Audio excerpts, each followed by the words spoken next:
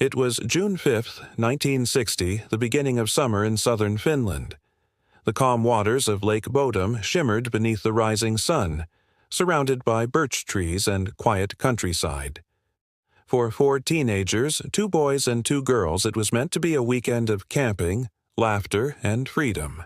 But by morning, 3 of them would be brutally murdered in their tent, and 1 would barely cling to life. What happened that night remains one of the most disturbing and unsolved crimes in Scandinavian history, a mystery that still chills Finland over 6 decades later. The 4 campers, 15-year-old Mela Irmeli Björklund, 15-year-old Anja Tulikimäki, 18-year-old Seppo Boisman, and 18-year-old Niels Gustafsson, set up their tent near the water's edge on June 4th. They brought along snacks, drinks, and the carefree energy of youth. Locals who passed by the area that evening saw the group laughing and swimming, unaware that they were about to become part of one of Europe's most haunting mysteries. Sometime between 4 a.m. and 6 a.m., an unknown assailant attacked the sleeping teenagers. Their tent was slashed from the outside with a knife. The killer used both a sharp weapon and a blunt object, striking with merciless precision. When the scene was discovered later that morning by a man walking his dog, the sight was horrifying. Blood soaked the tent, and 3 of the teens lay dead inside or nearby. Only Niels Gustafsson was alive, barely conscious, with a fractured jaw, facial bruising, and a concussion. His girlfriend, Mela, had been found half undressed and stabbed multiple times. Police quickly arrived at the remote lakeside area, but what they found only deepened the mystery. The tent was destroyed, and key evidence was already contaminated by curious onlookers who had trampled through the site before authorities could secure it. Several items were missing: shoes, a few wallets, and some personal belongings. Even the murder weapons were never found. To this day, they remain lost somewhere in the forest surrounding Lake Bodom. The only survivor, Niels Gustafsson, had little memory of the attack. He claimed he had been knocked unconscious early in the assault and couldn't recall the killer Aka's face. Over the years, his story would come under scrutiny. Police theorized several possible suspects and even considered that Niels himself might have been the murderer. But in 1960, investigators focused on external suspects. One was a local man named Pentti Soininen, known for violent tendencies, who later confessed to a cellmate before dying by suicide. But his confession was inconsistent, and he had no proven link to the victims. Another suspect was a Kiliki Sari fanatic, a man obsessed with a previous Finnish murder case who was reportedly seen near the lake. Yet again, no solid evidence tied him to the crime. Then there were the strange sightings. Witnesses claimed they saw a tall, blond man walking away from the campsite early that morning, carrying something heavy. Another described seeing a dark figure standing on a nearby hill, watching the camper's tent from afar. Despite numerous reports, police couldn't confirm any of these accounts. As the years passed, the Lake Bodom case became a Finnish legend, a story whispered around campfires and recounted in newspapers as Finland's own unsolved horror. It wasn't just the brutality of the crime that haunted people, it was the sheer absence of reason. Why these teens? Why here?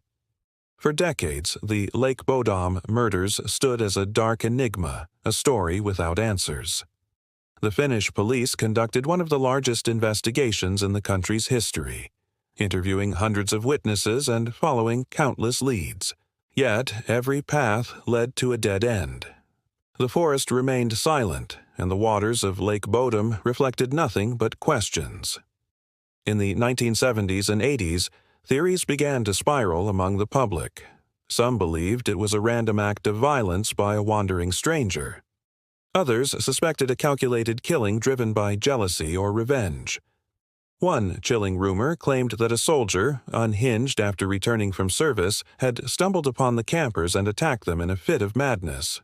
Another theory pointed to a group of teenagers from a nearby town who may have gone too far in a prank that turned deadly. But despite endless speculation, none of these ideas could be proven. Then, decades later, New forensic technology breathed life back into the cold case. In 2004, more than 40 years after the murders, police reopened the investigation. DNA evidence found on the victims' belongings suggested a shocking possibility. The lone survivor, Niels Gustafsson, might have been involved. He was charged with 3 counts of murder, accused of killing his friends in a drunken rage after a fight, and injuring himself to stage an attack. The trial, held in 2005, became one of the most talked-about events in Finland's legal history. Prosecutors argued that Gustafsson's injuries were self-inflicted and that jealousy, particularly toward his girlfriend Mela, had fueled the attack. They claimed he had become violent after she allegedly flirted with one of the other boys. The defense countered that his injuries, including a broken jaw and deep cuts, were too severe to have been self-inflicted. They insisted that he was truly a victim, not a murderer. In the end, the court found Gustafsson not guilty. The forensic evidence was deemed inconclusive, and the case once again slipped into the realm of mystery. With no other viable suspects and the trail long gone cold, the Lake Bodom murders remained unsolved. Yet even after the trial, unsettling details continued to emerge. The tent, still preserved in police archives, revealed strange patterns of slashing and blood that didn't quite align with the theories presented in court. Some investigators believed there had been more than one attacker. Others wondered if the killer had been familiar with the victims, someone they trusted enough to let near their campsite before the attack began. To this day, Finland's oldest surviving unsolved homicide continues to captivate the public imagination. Every few years, new theories resurface, some fueled by amateur sleuths, others by journalists determined to crack the code of Lake Bodom. True crime enthusiasts have proposed that the killings were ritualistic or connected to a larger network of violent crimes in the region during the 1960s. A few even speculate that the murderer might have confessed anonymously in later years, but without verifiable proof, the truth remains buried. Beyond the evidence and speculation, the Lake Bodom massacre holds a deeper resonance for Finland. It represents the loss of innocence in a nation known for its peace and quiet beauty. Before 1960, Finland was considered one of the safest places in Europe. After Lake Bodom, that perception changed forever.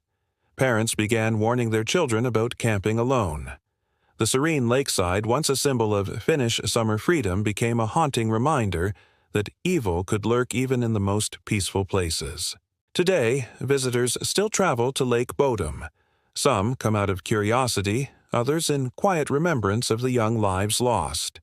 Locals say that if you walk near the shore at dawn, when the mist hovers low and the forest is silent, you can still feel an eerie presence as if the land itself remembers that night. The campsite where the murders occurred has been reclaimed by nature, but traces of the tragedy remain.